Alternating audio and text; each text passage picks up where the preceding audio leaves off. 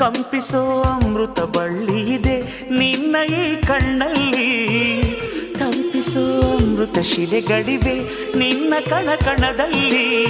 ತಾಜ ಮಹಲ ಕರಗಿಸಿ ಎರಕ ಹೊಯ್ದ ರೂಪಸಿ ಹೊಗಳ ಮಾತುಗಳಲ್ಲವೇ ಅಲ್ಲ.